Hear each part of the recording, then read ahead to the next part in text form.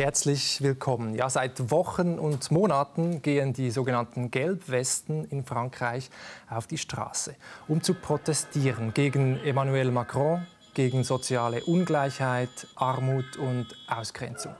Immer wieder kommt es dabei auch zu heftiger Gewalt. Mein heutiger Gast verteidigt die Gelbwesten und erhofft sich viel von ihnen. Edouard Louis ist 26-jährig und so etwas wie der Shootingstar der französischen Literatur. Herzlich willkommen, Herr Louis. Merci beaucoup. Merci. Ja, Sie selbst kennen ja die Lebenswelt der Menschen, die derzeit auf die Straße gehen, sehr gut aus Ihrer eigenen Kindheit und Jugend. Was war das für eine Welt? Wie sind Sie aufgewachsen? J'ai grandi dans un petit village du nord de la France, post-industriel en fait, où dans les années 70 et 80, la plupart des hommes du village travaillaient à l'usine. Je dis bien les hommes parce que souvent les femmes n'avaient pas la possibilité ou pas le droit de travailler. Moi encore dans mon enfance, mon père ne voulait pas que ma mère travaille. Elle le voulait et mon père disait non, le rôle d'une femme c'est de rester à la maison. Et j'ai grandi dans ce milieu, moi, où je suis né dans les années 90, c'est-à-dire un moment où presque toutes les usines de la région avaient fermé, étaient fermées. Et la plupart des individus autour de moi vivaient dans la précarité, dans l'exclusion, dans la pauvreté. Et c'est dans ce contexte un petit peu que j'ai grandi, ce contexte d'exclusion totale.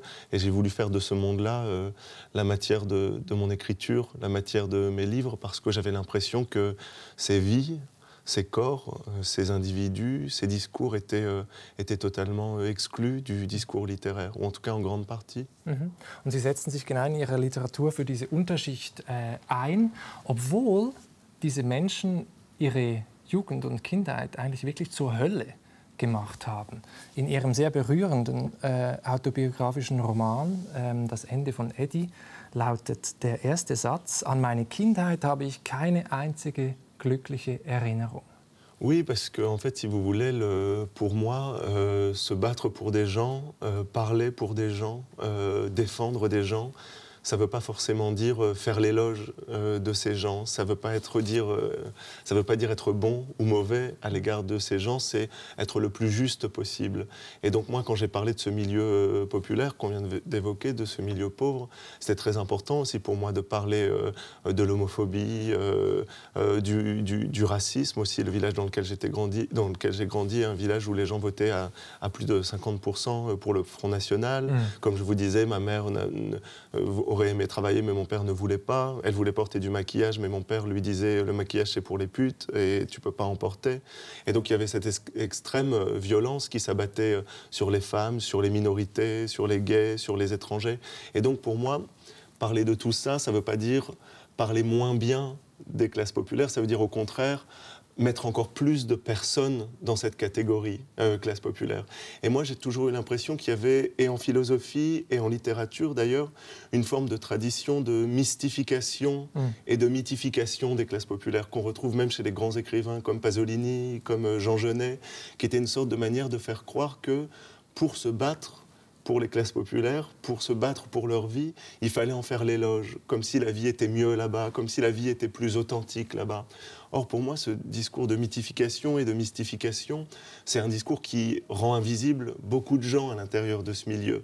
Et en fait, qui parle d'une toute petite partie de ce milieu, c'est-à-dire plutôt les hommes que les femmes, plutôt les hétérosexuels que les gays, plutôt les blancs que les noirs, plutôt les ouvriers que le lumpenprolétariat.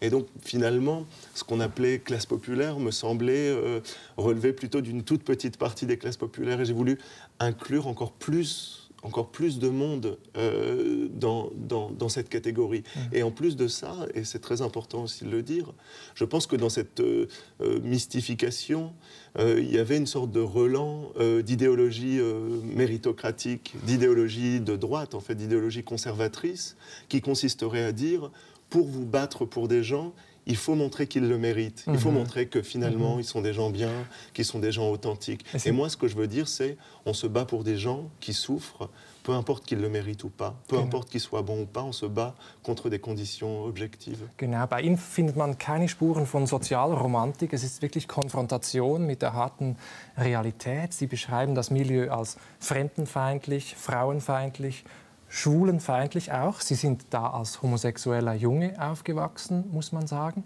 Wie hat sich das konkret gezeigt, in der Schule zum Beispiel? Si vous voulez, j'y faisais référence juste avant, le milieu dans lequel j'ai grandi était un milieu dans lequel les valeurs masculines, l'obsession même masculine, était la valeur la plus importante, la plus puissante, la plus normative, la plus normatrice. Et en fait, Pierre Bourdieu explique très bien ça quand il dit qu'au fond, on enlève tout aux classes populaires. On leur enlève l'accès à l'argent, le capital économique, on leur enlève l'accès à l'école, le capital scolaire, on leur enlève l'accès à la culture, l'accès au monde. Mon père, par exemple, n'a jamais voyagé de sa vie, il n'a jamais sorti de la France de sa vie. Et donc la seule chose qu'on laisse à ces individus, et pour pas très longtemps, c'est leur corps. Et donc Pierre Bourdieu dit, il ne faut pas s'étonner si à partir de ce moment-là, ces individus des classes populaires, en partie, pas tout le monde d'ailleurs, il y a toujours des exceptions comme partout, mais une partie de cette classe construit une idéologie du corps, et donc de la masculinité, et donc de la force, puisque c'est tout ce qu'ils ont. Et on fait tous ça dans nos vies, vous voyez. Quand vous faites de la littérature, vous devez vous faire croire un petit peu que la littérature, c'est ce qui compte le plus pour vous donner de l'énergie de le faire. Quand vous êtes journaliste, vous êtes obligé de vous faire croire que le journalisme, c'est ce qui est le plus important pour la démocratie et pour le monde. Et on fait tout ça, on construit tous une idéologie de ce qu'on a. Et comme ces gens, comme les gens comme mon père, comme les gens comme ma mère, comme les gens avec lesquels j'ai grandi, n'avaient que ça pour eux, n'avaient que leur corps, il ne faut pas s'étonner s'il y avait cette idéologie du corps, de la force, de la masculinité, qui avait des effets violents contre les femmes, contre les personnes LGBT. Et donc c'est le système qui est responsable de ça. Moi, je donne toutes les excuses sociologiques à mon père. Quand mon père me disait « j'ai honte de toi parce que tu es un PD », à l'époque, c'était lui que je détestais, mais maintenant je vois que c'est un System qui produit ça. Genau. Zum Beispiel auch, dass diese Vorstellung von Männlichkeit gegen die Bildung spricht. Also Bildung ist etwas Unmännliches, schreiben Sie in Ihrem Buch. Und Sie haben den Soziologen Pierre Bourdieu schon erwähnt, 2002 verstorben. Sie haben selbst ein Buch über ihn geschrieben, mit herausgegeben. Wir werden gleich noch über ihn sprechen. Jetzt interessiert mich, wie Sie aus diesem Milieu ausgebrochen sind. Sie sind ja heute, leben Sie in Paris, sind einer der führenden Linksintellektuellen, zusammen mit Didier Eribon und Geoffroy de Laganerie, reden wir gleich noch darüber. Sie haben zuerst versucht, sich anzupassen an dieses Milieu und haben sich immer gesagt, ich bin ein echter Kerl, haben versucht, so zu reden, so zu gehen wie ein echter Mann. Dann aber haben Sie gesehen, das funktioniert nicht, das sind nicht Sie, und Sie sind geflohen. Wie ist das genau gegangen? Oui, si vous voulez, j'en parle un petit peu dans Finir avec Eddie Bellegueule et Histoire de la violence. Ce que j'ai voulu essayer de montrer, c'est que, en fait, j'avais pas échappé aux déterminismes sociaux, mais au contraire, j'étais plus déterminé socialement que les autres.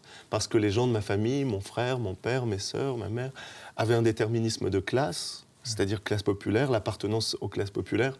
Et on sait tous que si vous appartenez à un milieu populaire, vous avez de fortes chances de rester dans un milieu populaire. Tous les chiffres de la reproduction sociale le montrent. Mais en plus de ce verdict social, moi, contrairement à mon père, contrairement à ma sœur, contrairement à mon frère, j'avais un verdict sexuel, qui était l'homosexualité. Et en fait, ces deux verdicts, ensemble, étaient incompatibles. Et dès ma naissance, il y a eu une forme d'incompatibilité qui était en fait sociologique, donc personnelle, donc intime, avec ma famille. Puisque mon père était quelqu'un qui avait appris à dire que l'homosexualité était la pire des choses. Quand j'étais enfant, mon père disait « il faut tuer les pédés, il faut les pendre, il faut les... » Et moi, étant né comme homosexuel, ayant eu conscience de ma sexualité très jeune, j'ai été tout de suite en décalage par rapport à ma famille. Et en fait, j'ai pas eu d'autre choix que de fuir.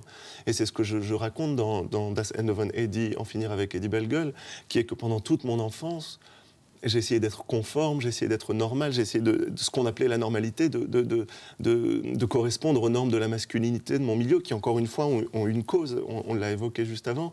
Et puis j'ai échoué, et c'est pour ça que je suis parti.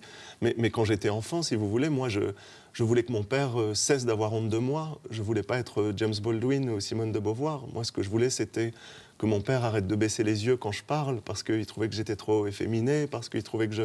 Et si vous voulez, c'est cette relation comme ça d'impossibilité de parler avec mon père ou avec ma mère, elle relève de tout un système sociologique qui fait que certains individus sont poussés à fuir de leur milieu. Ce qui veut dire que c'est une question politique très importante, parce que ça veut dire que si je suis devenu libre, mais que je ne suis pas né libre, alors ça veut dire qu'il y a une marge de manœuvre, il y a une possibilité politique d'action. Qu'est-ce qui fait que quelqu'un peut fuir? Parce que moi, je voulais pas raconter, je voulais pas dire, je voulais pas écrire « je suis né différent ». Vous voyez, une sorte de mythe de Billy Elliot, une sorte de mythe de Julien Sorel dans Le Rouge et le Noir de Stendhal, dans lequel une sorte d'individu exceptionnel, né dans un milieu où les autres sont pas exceptionnels. Vous voyez, une sorte de rose au milieu de la boue. Et moi, j'ai voulu montrer que c'était pas du tout ça qui se passait, mais qu'au contraire, j'étais devenu libre, j'avais été condamné à être libre, presque en dépit de moi, presque contre moi. Et donc, si je suis devenu, ça veut dire qu'il y a un processus de devenir, et ça veut dire qu'il y a une action politique possible. Comment on fait pour que d'autres gens deviennent libres? Comment on fait pour que d'autres gens deviennent Eddie Bellegueule? C'est ça, en finalité, aussi la question que je voulais poser à travers la narration de mes livres. Und Sie sind dann aus diesem kleinen Dorf in der Picardie ausgebrochen, nach Amiens das Gymnasium gemacht, später in Paris Soziologie studiert, unter anderem bei Didier Erribaut, dem Soziologen, und haben damit nicht nur einen Ortswechsel vollzogen, sondern auch einen Wechsel der Identität, könnte man sagen. Sie haben einen neuen Namen heute als früher, sie sprechen anders, sie gehen vielleicht anders und so weiter. All das, was Pierre Bourdieu, der Soziologe, mit dem Wort Habitus umschreibt, vielleicht ein Lebensstil, den wir haben. Und je nach Position, die wir in der Gesellschaft haben, haben wir einen anderen Habitus, einen anderen Lebensstil. Was das genau ist, das hören wir uns kurz an, wie er das selbst erklärt. Es ist eine allgemeine Grundhaltung, eine Disposition gegenüber der Welt, die zu systematischen Stellungnahmen führt. Es gibt mit anderen Worten tatsächlich, und das ist meiner Meinung nach überraschend genug, einen Zusammenhang zwischen höchst disparaten Dingen. Wie einer spricht, tanzt, lacht, liest, was er mag, welche Bekannte oder Freunde er hat und so weiter. All das ist eng miteinander verknüpft. Und das haben, glaube ich, in dieser Klarheit vor mir nur wenige formuliert. Dieser Begriff Habitus bezeichnet im Grunde eine recht simple Sache. Wer den Habitus einer Person kennt, der spürt oder weiß intuitiv, welches Verhalten dieser Person verwehrt ist. Wer über einen kleinbürgerlichen Habitus verfügt, der hat eben auch, wie Marx einmal sagt, um einmal auf Marx zurückzugreifen, Grenzen seines Hirns, die er nicht überschreiten kann. Deshalb sind für ihn bestimmte Dinge einfach undenkbar, unmöglich. Es gibt Sachen, die ihn aufbringen oder schockieren. Ja, bestimmte Dinge sind unmöglich, undenkbar.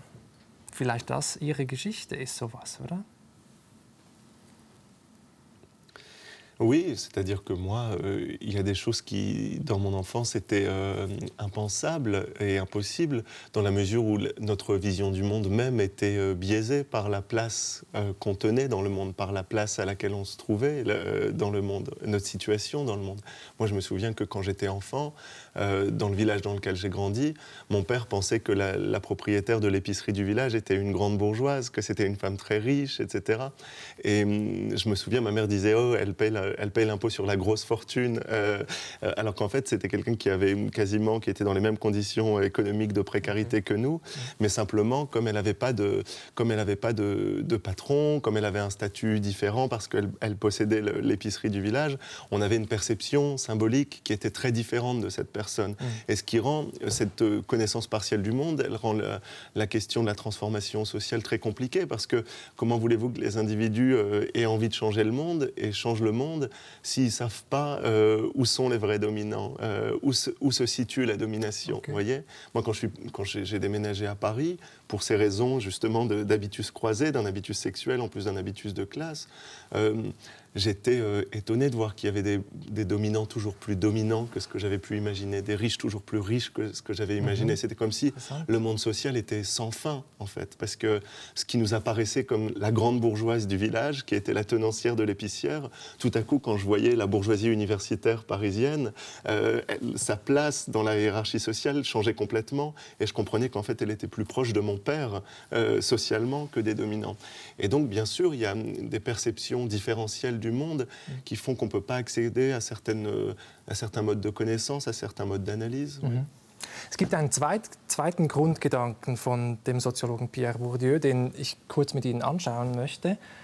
Und da geht es um 4 verschiedene Arten von Kapital, die er unterscheidet. Und ich habe hier solche Pokerchips mitgenommen. Er sagt, das eine ist das Geld, das ökonomische Kapital.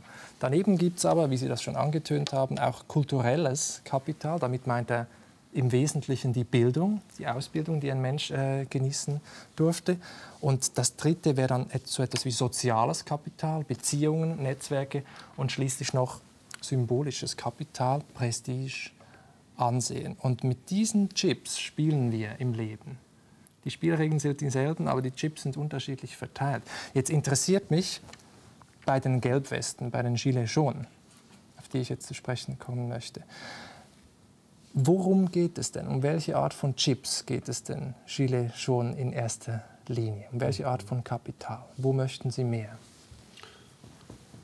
Je pense qu'il parle d'abord de capital économique, parce que la possibilité de se nourrir, la possibilité de vivre, la possibilité de survivre, c'est des choses qui sont tout à fait prioritaires quand vous êtes dans la précarité, mais aussi, je pense, de capital symbolique. On entend beaucoup des gens qui disent, et moi c'était un discours que j'entendais beaucoup dans mon enfance, dans les classes populaires en général, qui était « personne ne s'occupe de nous, personne ne parle de nous, on ne compte pour personne », qui était une forme d'obsession. Et donc les deux aspects viennent se mêler. Si vous voulez, ce qui était très puissant pour moi avec les Gilets jaunes, c'était tout à coup l'émergence de vérité à l'intérieur du champ politique.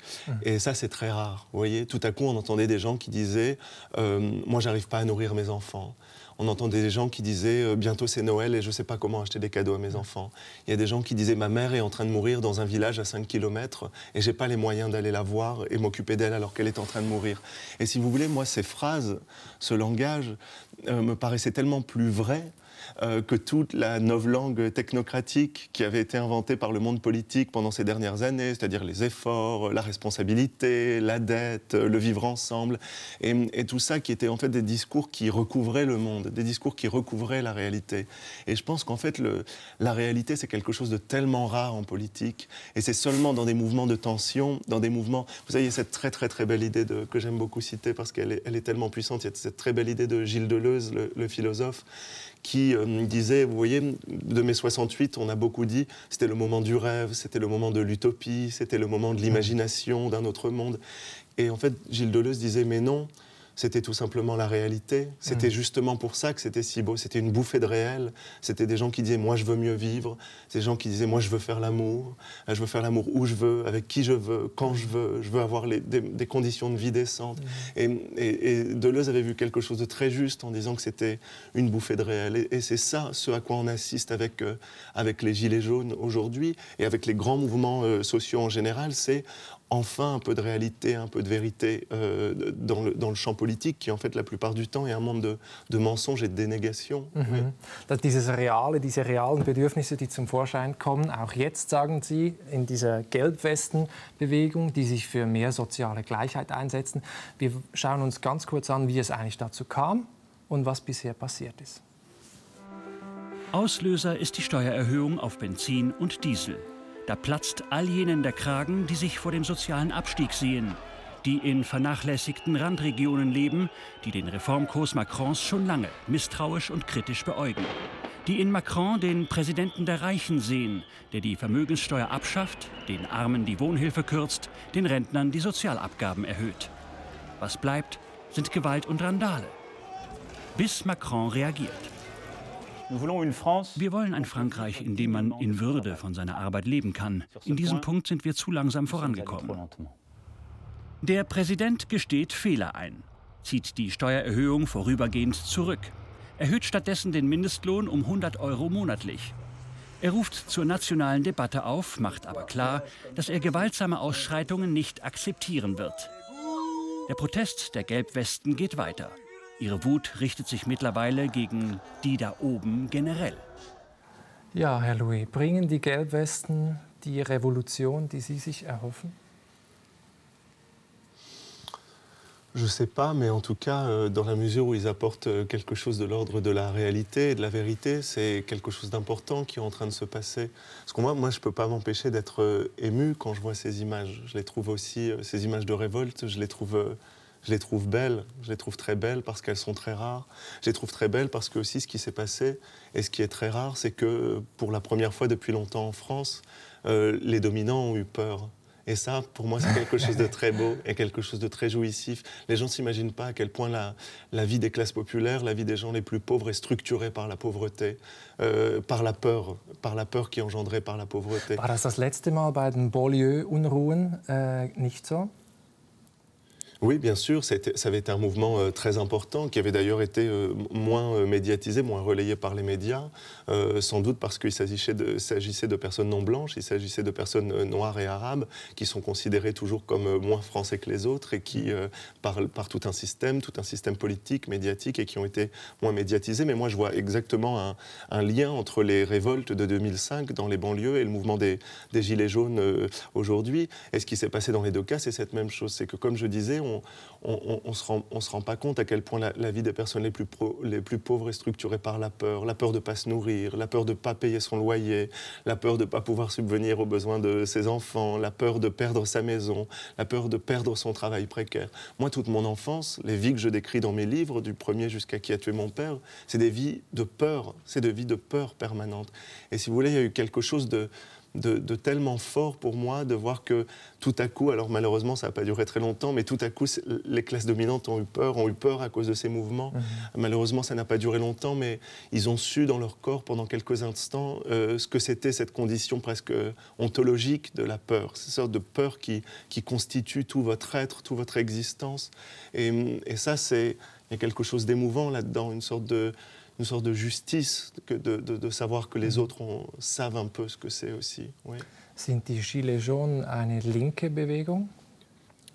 C'est-à-dire qu'ils portent des revendications d'égalité sociale, des revendications d'augmentation des salaires, de protection sociale. Donc c'est un mouvement qui est objectivement, dans sa nature, même un mouvement progressiste, un mouvement de gauche. Après, la question qui est très importante, c'est la forme que peut prendre ce mouvement. Il y a plein de manières de dire, je souffre. Et comment on dit je souffre? Est-ce que les gens vont dire je souffre à cause des migrants et des droits des femmes, ou est-ce qu'ils vont dire je souffre à cause de la précarité, du système de classe et d'Emmanuel Macron? J'aimerais qu'ils disent qu'ils choisissent la deuxième option, puisque la première est un mensonge. Mais vous voyez, moi, c'est quelque chose que personnellement, je vivais beaucoup dans mon enfance avec les gens de ma famille qui souvent hésitaient entre voter pour la gauche et pour l'extrême droite. Ce qui est quelque chose qui arrive presque jamais dans les classes dominantes ou dans la bourgeoisie, où les gens votent soit plutôt droite, extrême droite, soit plutôt gauche, extrême gauche ou centre. Bon.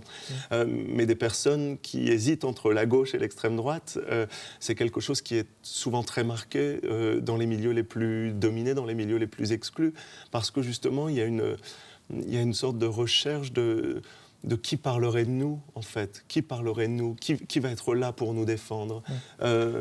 Oui, et donc ça, je pense que c'est très important. Si la gauche avait été plus présente, plus puissante, si la gauche avait continué à parler des classes populaires, de la pauvreté, de la précarité, ce qu'elle a en grande partie cessé de faire dans les années 80 et 90, pour parler de plus en plus le langage de la technocratie, du vivre ensemble, du bien commun, peut-être que les gens auraient moins voté pour le Front National et pour l'extrême droite en général dans le monde.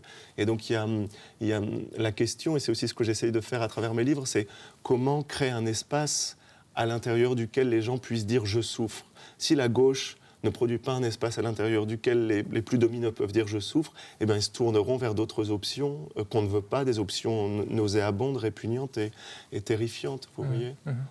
Ich habe es schon erwähnt, Sie sind einer der führenden Linksintellektuellen Frankreichs, zusammen mit Didier Eribon und Geoffroy de Laganerie. Sie sind auch befreundet mit diesen beiden, muss man sagen. Und was würden Sie sagen, was bedeutet es für Sie, links zu sein? Pour moi, être de gauche, c'est lutter pour la réduction de la violence dans le monde. C'est ça, pour moi, donc, contre toutes les formes de violence, la violence de classe, l'homophobie, la domination masculine. C'est vraiment ça, pour moi, la définition numéro 1 de la gauche, c'est cette lutte contre la violence.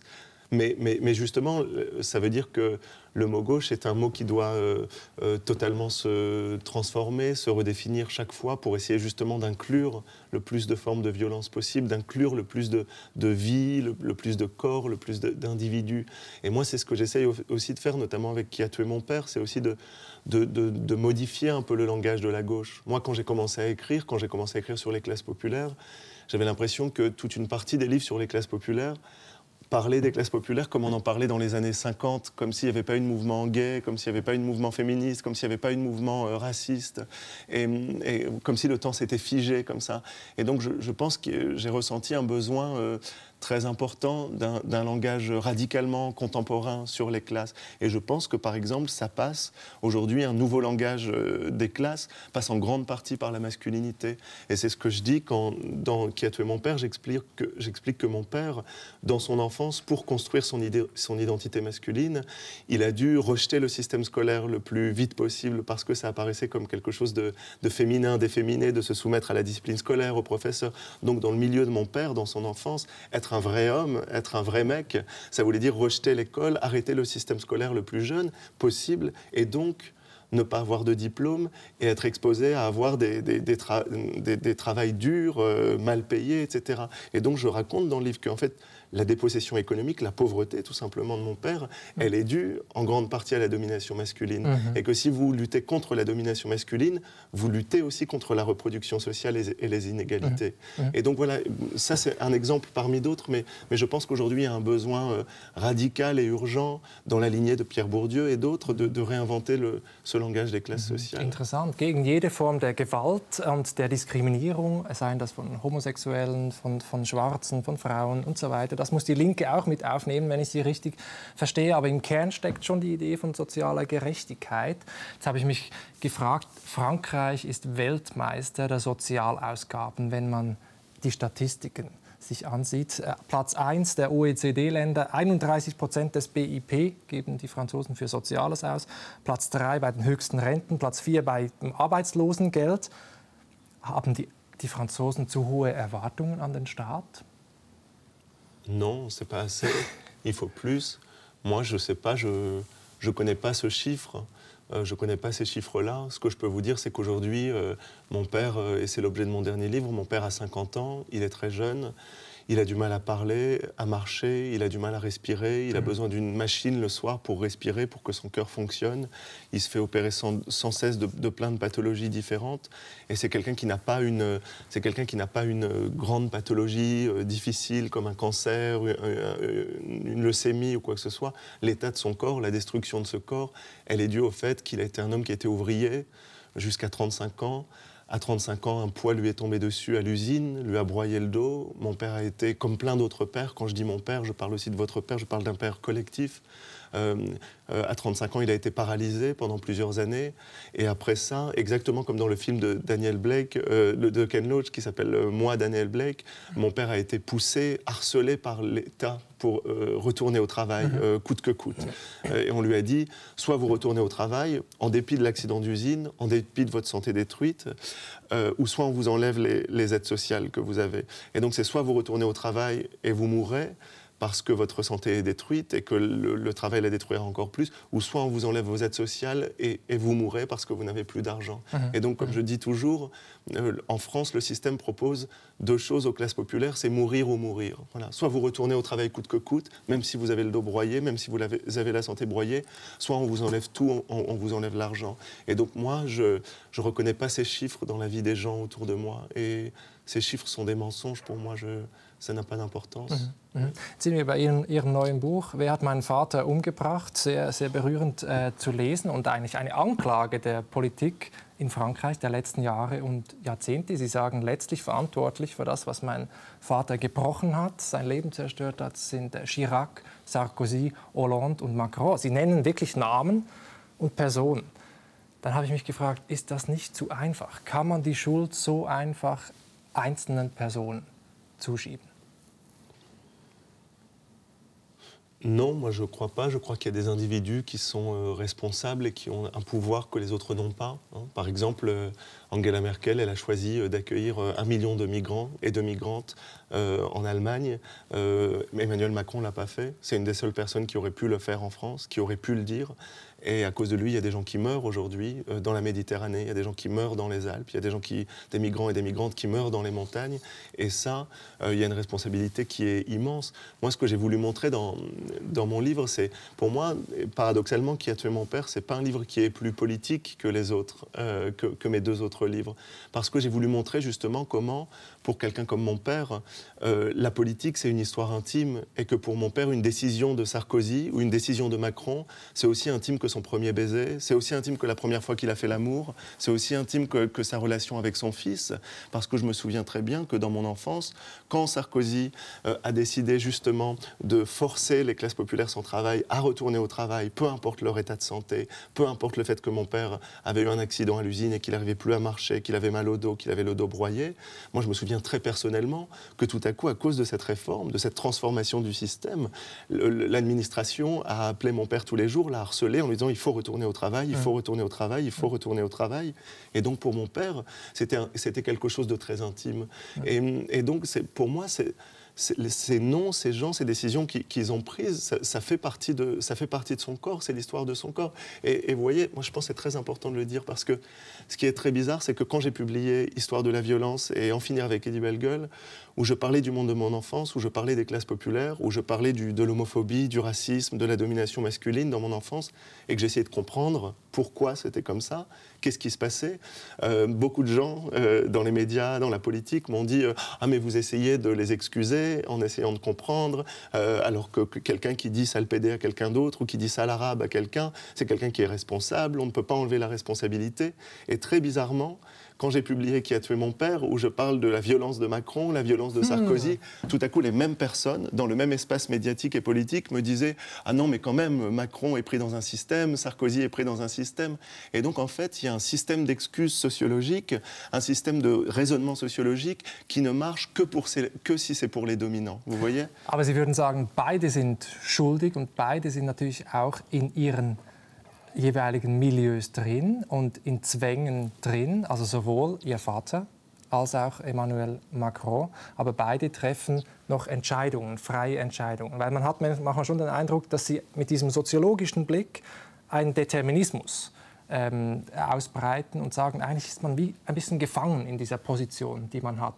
Und dann wäre natürlich Macron genauso gefangen wie Ihr Vater. Denn es gibt ja eine globale Dynamik, eine Globalisierung, globalen Wettbewerb, Digitalisierung, Modernisierung und man muss irgendwie mithalten. Angela Merkel wurde ja auch kritisiert für die Entscheidung, die sie getroffen hat. Oui, mais elle l'a fait.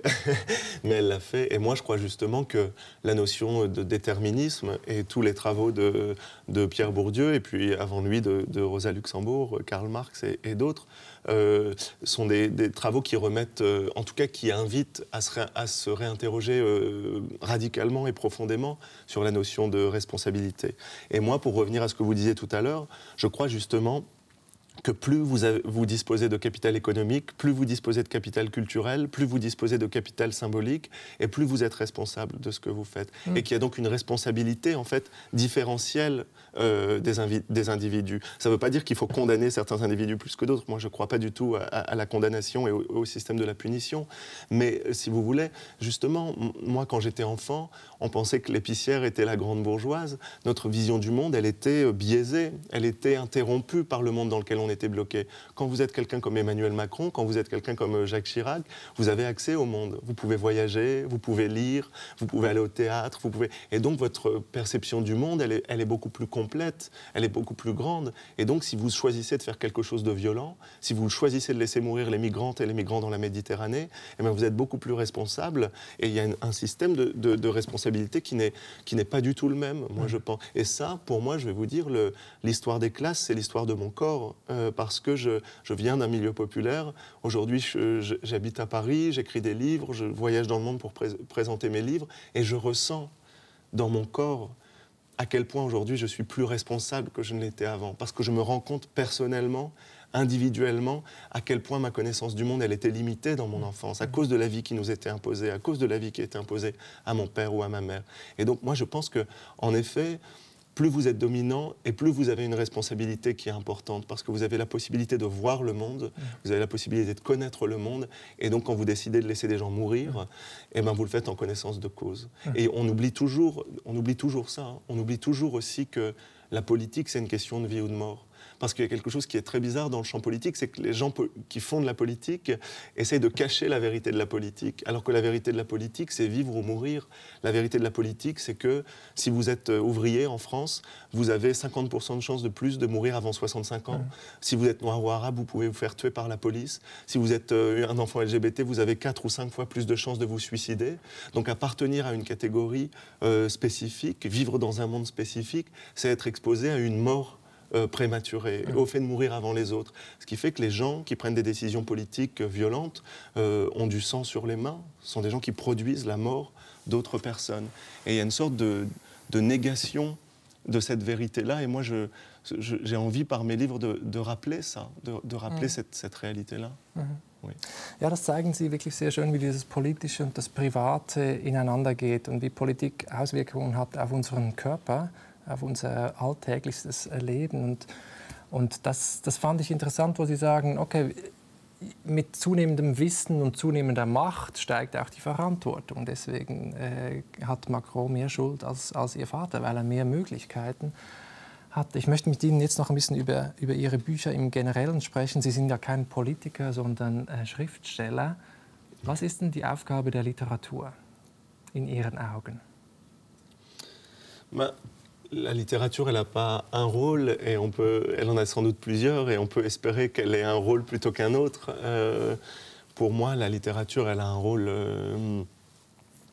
tellement déterminant, tellement important, dans la mesure où elle tient un discours sur le monde, où elle raconte quelque chose sur le monde, où elle participe à un espace de discours, où elle peut imposer des visions sur le monde, des corps qui d'habitude ne sont pas là. Si vous voulez, moi j'ai commencé à écrire avec une forme de colère contre la littérature. Parce que je viens de ce petit village du nord de la France.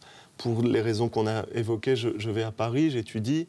Et là, j'ouvre des livres et je me dis que personne parle de quelqu'un comme ma mère, que quelqu'un parle de personne comme mon père, qu'à la rigueur, on parle un peu des ouvriers, des ouvriers méritants, des ouvriers au travail, etc. Mais le monde dans lequel j'ai grandi, c'est ce que Marx appelait le lumpenprolétariat, c'est-à-dire en dessous du prolétariat, qui est un monde encore moins représenté. Et moi, j'ai commencé avec une forme de colère contre la littérature. Je me suis dit, pourquoi la littérature ne parle pas de mon père? Pourquoi la littérature ne parle pas de ma mère?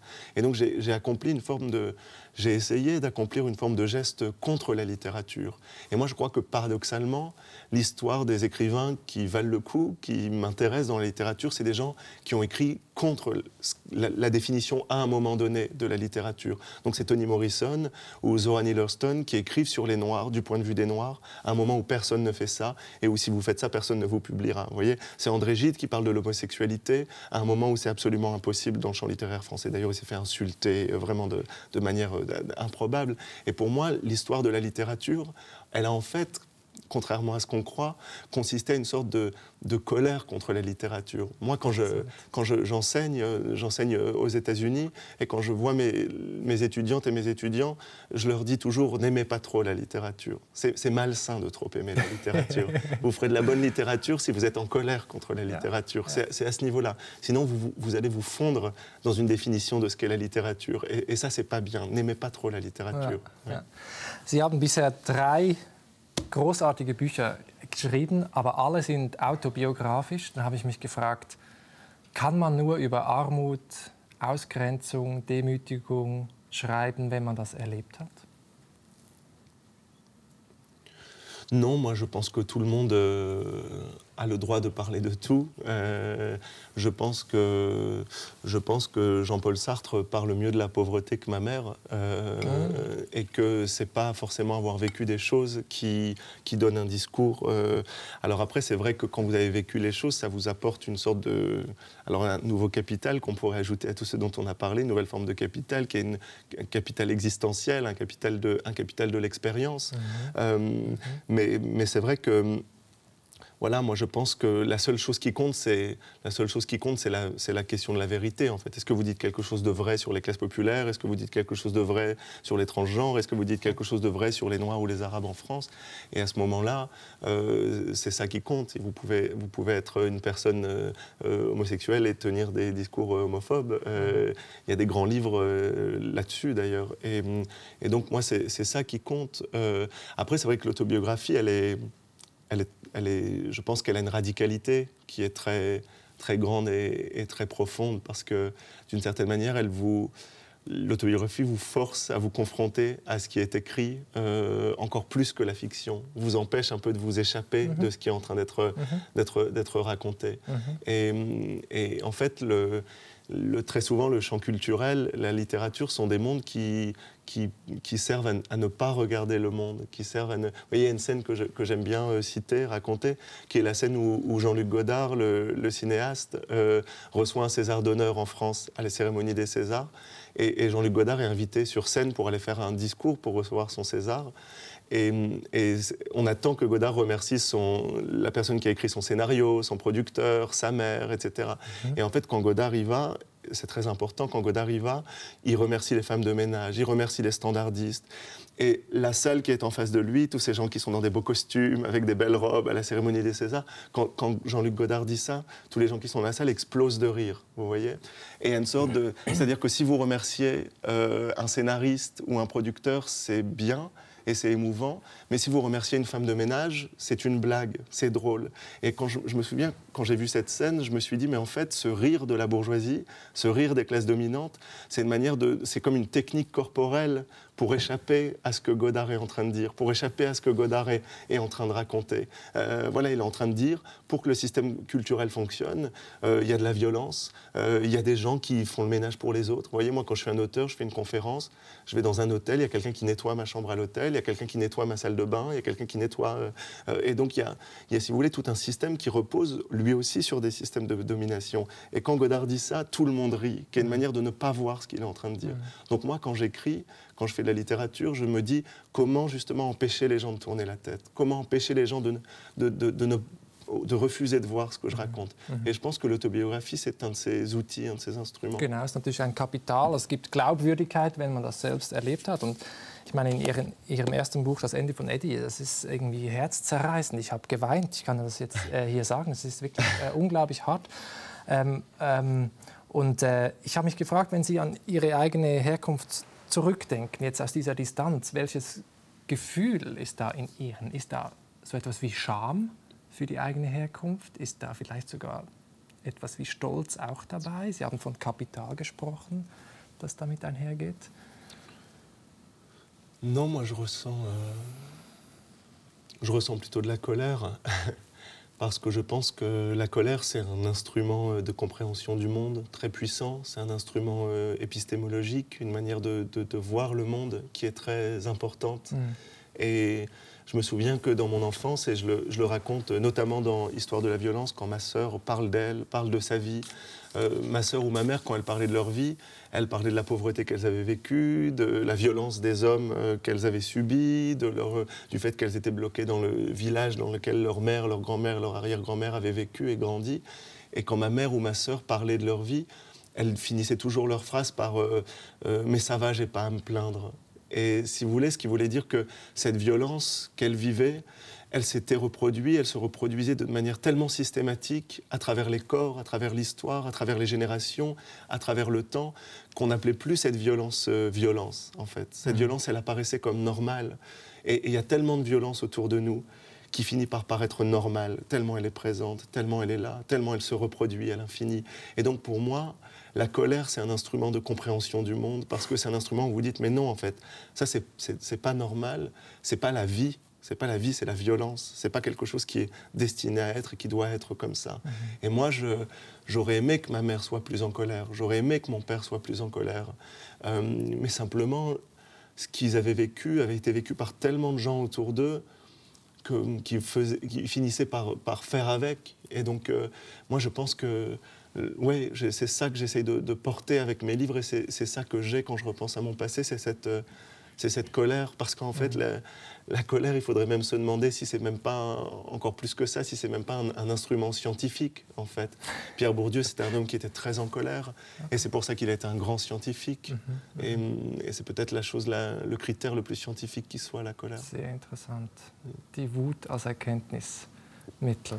Ich möchte noch zu Ihrem zweiten Buch kommen in dieser Reihe, Im Herzen der Gewalt, auf Deutsch übersetzt, Histoire de la violence. Da beschreiben Sie eine traumatische Erfahrung, die Sie gemacht haben, wieder autobiografisch. Und zwar beschreiben Sie, wie Sie vergewaltigt worden sind und fast ermordet worden sind. Können Sie kurz beschreiben, wie es dazu kam? C'est le sujet du livre. Le livre est l'histoire d'une rencontre. Une nuit, je rencontre un garçon à Paris, dans la rue, à 4 ou 5 heures du matin, en rentrant d'un dîner de Noël avec mes deux plus proches amis, Didier Ribon et Geoffroy de la Gannerie, pour rien vous cacher. et ce garçon m'aborde dans la rue et me demande de venir chez moi. Et je cède, et on va chez moi, et on a une relation ensemble, on fait l'amour plusieurs fois, on se parle, il me parle de sa vie, je lui parle de ma vie, et à un moment donné, dans la nuit, il y a eu un basculement, et ce garçon a essayé de me tuer, m'a violé, et donc j'ai écrit ce livre parce que j'avais envie de comprendre ce qui s'était passé, pourquoi ça s'était passé comme ça, pourquoi on était passé d'une forme de presque passion, avec quelque chose de très fort qui s'était passé au début, d'une forme de passion à la destruction. Qu'est-ce qui se passe dans le basculement de la violence? Et puis aussi, ce que je voulais, c'était raconter ma propre histoire, parce que j'ai eu l'impression qu'à partir du moment où cette histoire, je l'ai vécue, dès que je la racontais à quelqu'un, à la police quand j'ai porté plainte, aux médecins qui m'ont examiné, à mes amis, j'avais immédiatement l'impression que cette histoire ne m'appartenait plus, que les autres la racontaient avec d'autres mots qui ne ressemblaient plus à ce que j'avais vécu, comme s'il y avait un écart entre ce que j'avais vécu et les mots des autres sur ce que j'avais vécu. Et donc pour moi, c'était aussi une forme d'odyssée de la Réappropriation de ma propre histoire. Über diese Odyssee werden wir gleich noch sprechen. Mich interessiert jetzt der Moment, wo das Ganze gekippt hat. Erst war das ja einvernehmlich und dann plötzlich kam eine Wut auf, eine Aggression, nämlich da, wo Sie entdecken, dass diese Person, Reda heißt sie, der Mann mit algerischem Hintergrund, Herkunft, wo er ihr Handy oder ihr iPad oder beides, glaube ich, geklaut hat oder klauen wollte, und Sie haben das bemerkt. Und dann hat er sich geschämt und hat gesagt, ich bin doch kein Dieb. Wollen Sie mir sagen, ich sei ein Dieb? Und dann kam aus dieser Scham eine Wut. Ich habe mich gefragt, ist Scham oft die Wurzel von Wut und Gewalt? Oui, la honte, elle faisait pour moi partie de ce processus qui était en fait justement un processus de violence qui était multicausal. Il n'y avait évidemment pas que ça. Il y avait la honte au moment où je le vois voler quelque chose. Ce qui me semble plutôt normal de voler des choses quand on n'a pas d'argent. C'est la société, elle avait qu'à vous donner un peu plus d'argent que ça. Vous n'auriez pas besoin de le faire. Mais en plus de ça, il y a évidemment tout un régime de domination masculine, d'homophobie, d'agression sexuelle, qui est quelque chose que les personnes LGBT vivent beaucoup plus, avec les femmes, beaucoup plus que les hommes hétérosexuels. Et donc j'ai voulu montrer justement ce processus où plein d'histoires, avec un H majuscule, plein d'histoires viennent se croiser pour produire cette histoire violente, pour produire ce basculement. Mais comme vous dites, il y a eu aussi la honte, et il y a plein de manières de raconter cette histoire. Et moi, j'ai voulu la raconter avec cette complexité-là. Parce que je me souviens que quand mes amis m'ont m'ont un peu forcé à porter plainte, parce que c'est pas quelque chose que je voulais faire, parce que c'est une réaction très classique de personne qui a été agressée. J'avais pas envie que cette histoire devienne le centre de ma vie, que j'aille en parler encore devant des médecins, encore devant des avocats, encore devant des... J'étais content d'avoir survécu, j'avais pas envie de retourner dans cette histoire tout le temps. Mes amis m'ont poussé à le faire. Et à partir du moment où j'ai raconté l'histoire à la police, j'ai vu que la police essayait d'en faire un mythe raciste, en fait, de dire « Ah voilà, c'était un garçon algérien, c'est pour ça qu'il vous a agressé ». Et moi, j'étais comme ça devant la police et tout à coup, je me rendais compte qu'on me volait mon histoire pour essayer de créer une idéologie raciste. Et donc, j'ai essayé de trouver dans le livre une manière de raconter une construction qui détruise, qui s'affronte à ce racisme, qui détruise ce racisme. Et c'est pour ça que la forme, ça rejoint ce que vous demandiez avant, la forme littéraire, elle a une puissance politique très forte, parce que moi, j'ai choisi de faire raconter cette histoire par ma sœur. Dans le livre, c'est ma sœur qui raconte cette histoire que moi, j'ai vécue. Et quand elle parle de la violence de ce garçon, elle n'arrête pas de dire « Ah, mais voilà, cette violence, ce garçon vole quelque chose ». Elle dit notre grand frère volait aussi des choses dans le village. Elle dit ce garçon agresse. Elle dit mais des gens dans ce petit village blanc du nord de la France. Moi, mon cousin est allé en prison, mon grand-père est allé en prison. J'ai un cousin qui est mort en prison à l'âge de 30 ans. Et donc, en fait, la narration de ma sœur permettait de déracialiser la question de la violence, en fait, et de montrer qu'évidemment, bien sûr, le processus de violence se situait pas du tout dans le fait qu'il était algérien ou pas. En gros, j'avais deux choix. Soit je mentais, j'inventais une histoire en disant que ce garçon était un Allemand, ce soir-là que j'avais rencontré dans la rue, et je mentais sur qui il était. Ou alors je trouvais une construction littéraire qui me permettait de montrer que c'était pas du tout le problème, que c'était pas du tout la question, que son ethnicité ne... Et donc pour moi, ça me paraissait beaucoup plus fort de faire ça. Et ça me paraissait même tomber dans une forme de racisme, de dire parce que vous êtes une personne racisée, vous ne pouvez pas commettre de violence. Bien sûr, il y a des gens qui sont violents dans des communautés racisées, comme dans les communautés, comme chez les Blancs. Paradoxerweise hat sie diese Geschichte, dieses Erlebnis, dieses Trauma selbst für einige Wochen zum Rassisten gemacht, schreiben Sie. Non, c'est un peu plus compliqué que ça. Je dis que mon corps avait des réactions à chaque fois que je voyais quelqu'un qui ressemblait physiquement à ce garçon-là et que j'avais peur. Heureusement, c'est quelque chose qui s'est vite estompé et c'était plutôt la réaction d'un corps plutôt qu'une réaction intellectuelle. Mais voilà, j'ai voulu comme ça raconter cette histoire-là. Aussi, pour moi, la raconter, c'était une manière de la donner aux autres, cette histoire. Et donc, quand il y a eu des adaptations, par exemple au théâtre, par Thomas Ostermayer à Berlin, à la Schaubühne, pour moi, c'était des choses très émancipatrices, parce que tout à coup, c'était quelqu'un qui venait porter ce combat à ma place, qui venait porter cette parole à la place. Aujourd'hui, à l'échelle mondiale, il y a un mouvement un peu contre ça, contre le fait de prendre la parole à la place de quelqu'un d'autre. Ça apparaît toujours comme un vol, comme une appropriation. Absolument. Une appropriation culturelle. Mais en même temps, moi, je pense que quand vous êtes quelqu'un qui a souffert pour une raison ou pour une autre, vous n'avez pas choisi de vivre cette souffrance. Voyez, si vous êtes né femme et que vous avez subi la domination masculine, vous ne l'avez pas choisi. Si vous êtes gay et que vous êtes fait agresser un jour, vous ne l'avez pas choisi. Et donc pour moi, il y a un droit fondamental, et pour le coup un droit philosophique et éthique. Il y a un droit aux individus de ne pas porter une souffrance qu'ils n'ont pas choisie. On ne peut pas forcer des individus à porter une souffrance qu'ils n'ont pas choisie. Et moi, j'aurais bien aimé, après l'agression, que ce soit vous qui alliez parler, si je vous avais tout raconté, qui alliez parler à la police à ma place, qui alliez parler au juge à la place, qui alliez parler aux gens à la place. Und der Täter im Buch, der hat keine Wahl getroffen, wie Sie sagen? Dann wäre er auch schuldig. Sie hätten Recht gehabt, wenn Sie gesagt haben, ich möchte Anzeige erstatten. Sie wollten das am Anfang nicht machen, Anzeige erstatten, haben Sie gesagt. Ihre Freunde haben Sie dann überzeugt. Diese Skepsis zuerst, dieses Zögern, hat das auch damit zu tun, dass Sie sehr skeptisch gegenüber Gefängnissen sind? C'était plusieurs choses. D'abord, oui, c'était un mécanisme de survie, de ne pas parler de cette histoire encore et encore. Et puis, il y avait cette incompréhension que j'avais, qui était qu'à partir du moment où je racontais cette histoire à la police me disait, voilà, alors en plus j'avais des marques sur le corps, j'avais le corps détruit, j'avais le corps en très mauvais état. Et donc on disait, voilà, on a les preuves, et donc on va envoyer cette personne pour des années en prison. Et moi, je ne comprenais pas éthiquement et politiquement, je ne comprenais pas comment et pourquoi nécessairement on utilisait la violence que j'avais vécue pour reproduire de la violence, si vous voulez, c'est-à-dire faire de l'enfermement, faire de la prison. Je ne dis pas qu'il ne faut rien faire, évidemment. Je ne dis pas que quelqu'un vous agresse et puis hop, c'est fini, tout va bien. Et je ne dis pas que je ne déteste pas cette personne. Au contraire, c'est sans doute la personne que je déteste le plus au monde. C'est sans doute la personne pour qui j'ai la plus grande haine de toute ma vie. Je déteste cette personne, je ne veux jamais la revoir de ma vie.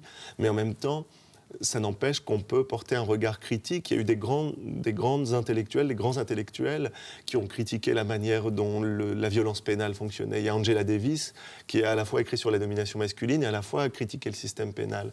Et moi, je trouve que dans nos sociétés, il y a toujours cette tendance à produire de la violence à partir de la violence, si vous voulez. Et à un niveau beaucoup plus grand, vous voyez, si on prend l'exemple du 11 septembre, c'est ce qui se passe. Vous voyez, il y a une situation, alors bien sûr, c'est incomparable, mais il y a une situation de violence, il y a un attentat, il y a des gens qui meurent, il y a du sang, il y a du feu. Et ce que fait le gouvernement de Bush, ce que fait le gouvernement américain, c'est d'aller créer du feu ailleurs, de la violence ailleurs, de la mort ailleurs.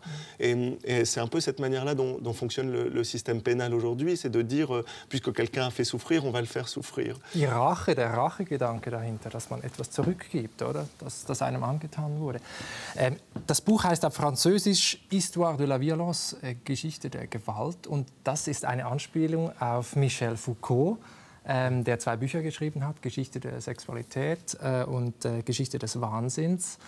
Und Foucault war auch im Hinterkopf, als ich das gelesen habe, weil sie erleben eigentlich 2 Arten von Gewalt, könnte man sagen. Die erste ist körperliche Vergewaltigung, die zweite dieser Gang durch die Institution zur Polizei, zum Arzt, zum Psychotherapeuten und so weiter.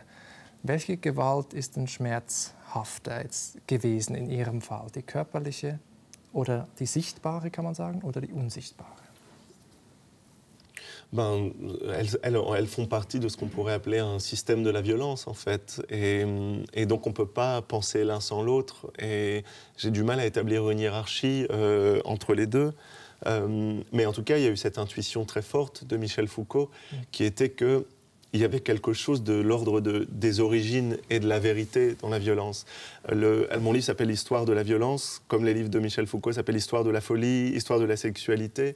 Et en fait, ce que racontait Michel Foucault, c'était que toute construction, toute affirmation, toute création fonctionne toujours avec un geste de violence primordial.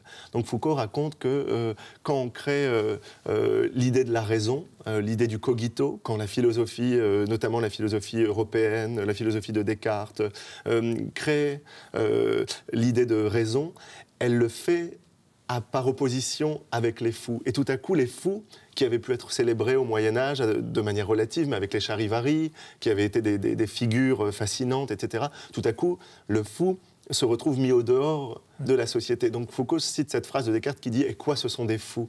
Et donc Foucault dit, au moment où on construit l'idée de raison, où on construit philosophiquement, politiquement l'idée de raison, on exclut des fous. Il refait la même chose avec la sexualité. Il dit, au moment où on construit l'idée de sexualité, c'est-à-dire d'une pratique qui dit des choses de vous, qui dit des choses sur vous, le moment où la psychanalyse, l'État construisent l'idée de sexualité, ça se fait avec l'exclusion des sexualités minoritaires, avec la construction de l'idée de perversité, la construction de l'idée de l'homosexualité. Foucault explique que la première fois qu'on utilise le terme homosexualité, c'est en 1870 ou 71, un article célèbre qui s'appelle l'article de Westphal. Et donc, on construit la catégorie homosexuelle à partir du et on l'exclut à partir du moment où on construit la catégorie de sexualité normale. Et donc, on voit très bien que toute affirmation fonctionne avec l'exclusion de quelque chose. Et donc cette chose qui est exclue, elle vient nous dire la vérité de ce qui a été construit. Et c'est ce qui se passe en fait toujours. Quand on construit, la France construit l'idée de la France, de la nationalité française, de la carte d'identité, ça veut dire la frontière entre des gens qui ont des droits, qui ont le droit de vivre dans ce pays, et d'autres qui sont condamnés à mourir dans la Méditerranée. Et donc en fait, toute identité, elle se fait par une exclusion primordiale. Et ça, c'est une idée, oui, très forte. Edouard Louis, auch die Zeit übt Gewalt aus. Wir müssen nämlich schon Schluss machen. Die Stunde ist vorbei. Ich könnte Ihnen noch 10 Stunden zuhören. Vielen herzlichen Dank für dieses Gespräch. Merci beaucoup. Merci infiniment. Merci.